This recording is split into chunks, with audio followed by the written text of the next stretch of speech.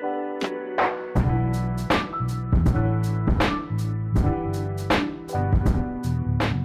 everyone, welcome back to another video. This is Debbie, and today I will be swatching the colors from my main watercolor palette, which is made up of mostly the White Nights paints from Nevskaya Palitra.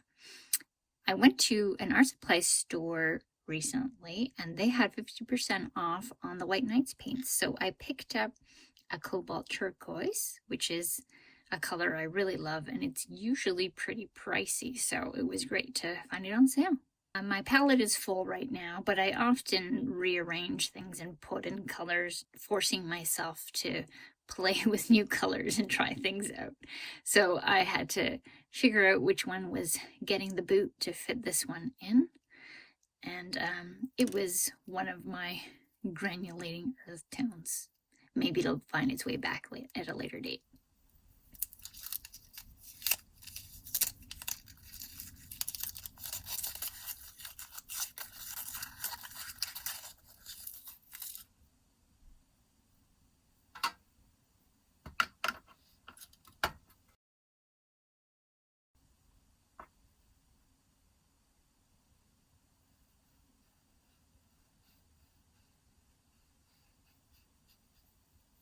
So my plan is to make one of these little insert cards that I have from most of my paint collections, and it's just handy to have inside the tin.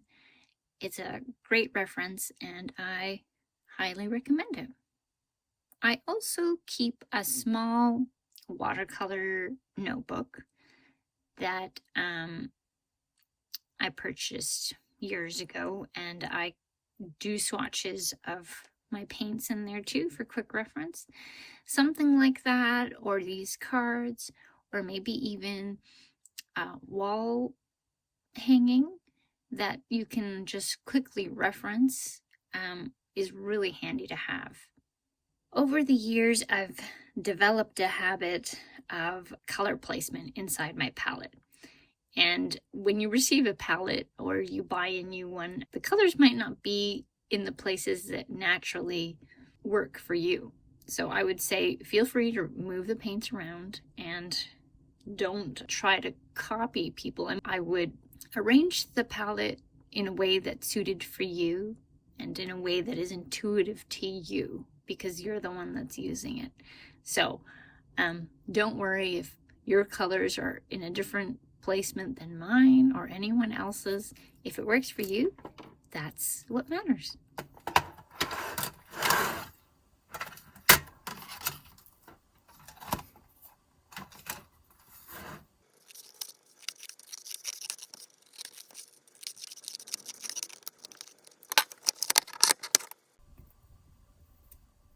A tip that I'll give you guys if you're ever wanting to do a project like this for yourself is to make sure to have a big jar for your dirty water so that you don't have to run and change it all the time. So you don't need anything fancy. I'm just using an old mayo jar here. So I have a big jar for dirty water and then a smaller one for clean water. Cadmium yellow medium. I love cadmium yellows. I've always had one in my palette, and this one is a great one. It's lasted me ages. This color is called Golden and very suiting. It is a medium yellow and I love it.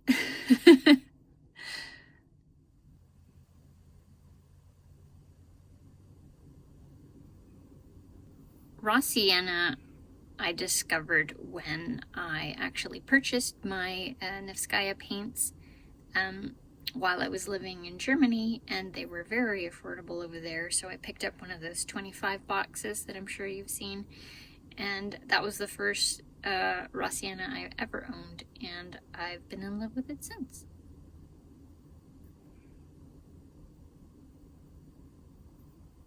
Yellow ochre is a classic color.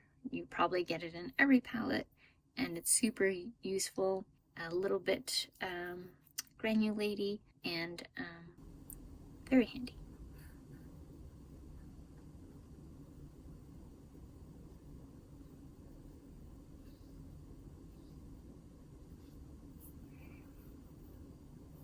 Red Ochre was also new to me from the Nevskaya palette, and it is sort of somewhere in between a burnt sienna and a raw sienna. It's warm, transparent, handy.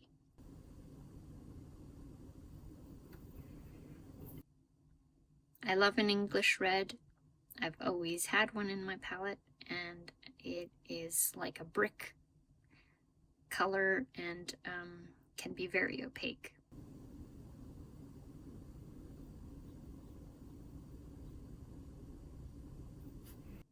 Naples Yellow Light was also another oopsie that came in the mail. It is similar in tone to the Cadmium.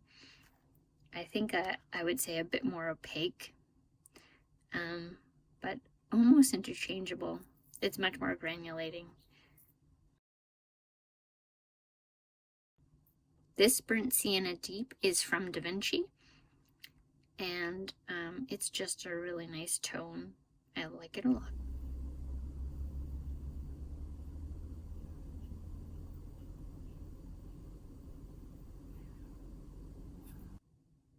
This is Venice Purple, and it is another oopsie that came in the mail, and it's kind of like an Italian red, but more on the purple side. Green Gold is a magical color, and if you've never tried it, I would highly recommend it. It is eerie and swampy, and it just makes me think of fantasy scenes. It can act like a yellow, and it's very versatile. This is Cadmium Lemon, and I don't like lemon yellows, but I need to learn to use them. So I put this in here, and I'm forcing myself to try to use it. Have I very much? Not really, but I will. This is May Green. It's a super punchy green, and it's great. Opera Rose is unlike anything. It is a highlighter pink, and I'm obsessed. This one is from Winsor Newton.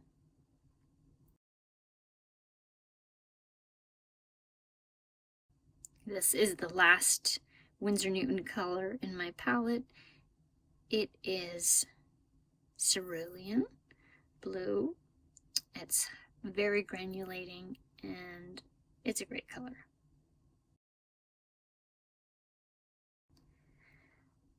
I never owned a Cobalt blue until this one from Nevskaya, and I could never be without.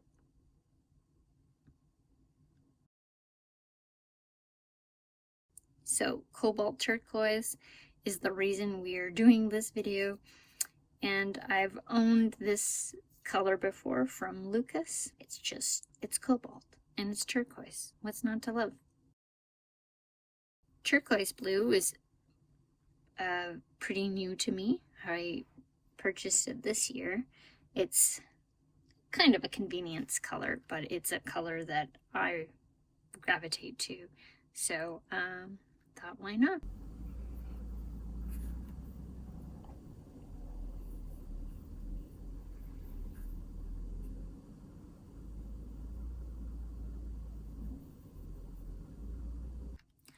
I was highly obsessed with this color for a long time. It's Helio from Schminke, and it is just the most blue, the bluest blue ever. And yeah, you could just look at this blue for ages. It's just so pretty. And so I stuck it in here too. You can't go wrong with an ultramarine. You kind of need it. It's the perfect medium blue, and it does all kinds of wonderful things.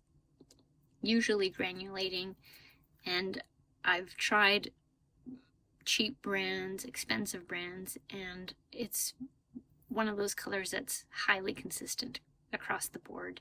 You almost can't find a bad version of this color.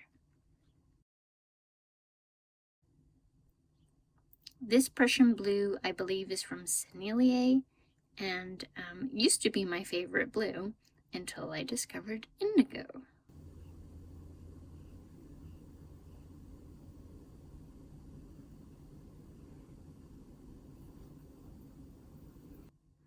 This Indigo is the love of my life, and I was very sad that I didn't find any left over on that sale rack that I mentioned, but you need to try it.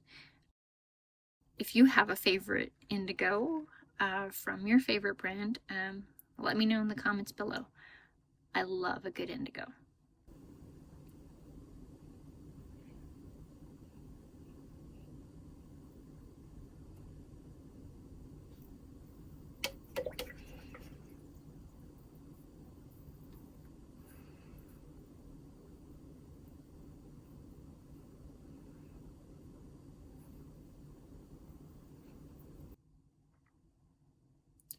Emerald green or Viridian is one of those colors you're supposed to use to make mixes, and I'm trying to practice that.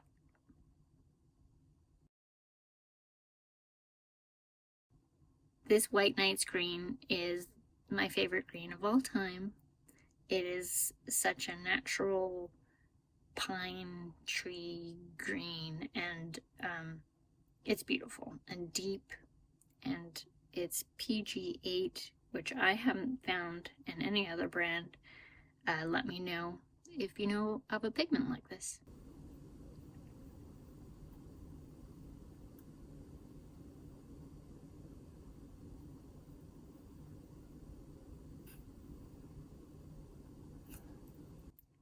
Sepia is one of my favorite darks, and I keep the sepia and indigo and green colors together because I like to mix darks with those.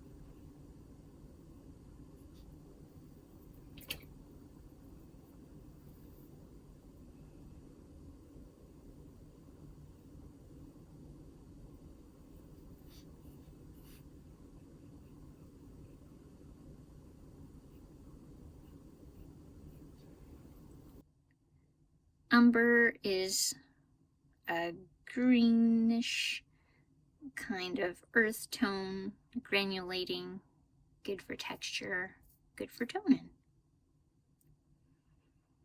Mars Brown is a warmer, granulating earth tone, also transparent and good for texture.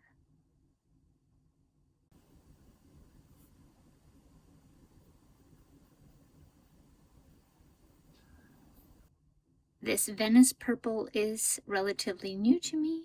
I just put it in place of the violet that came with this palette because I thought it was a little bit less intense. But yeah, I'm still discovering the world of purples. This Winsor Red is from Winsor Newton, and I received it in my paint set that I bought from Teo a few years back, and it's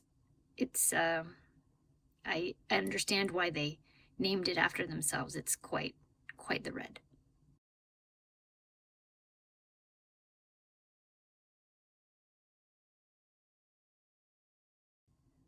Carmine is probably my most used red. This one is quite on the pink side, which is the way I like it.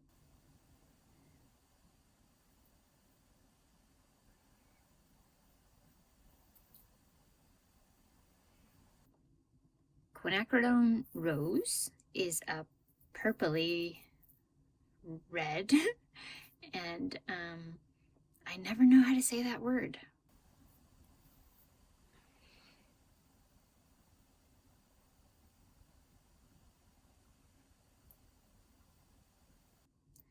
Geranium Red is a newish one to me that I received by mistake in an order I placed on eBay, but I ended up really liking it.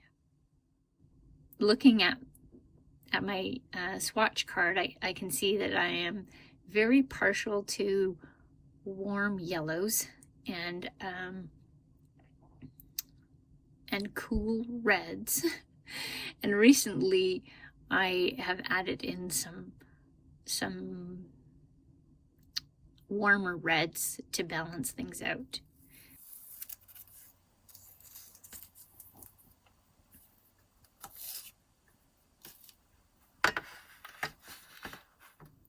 To me, the most important things in a palette are yellows and blues for some reason.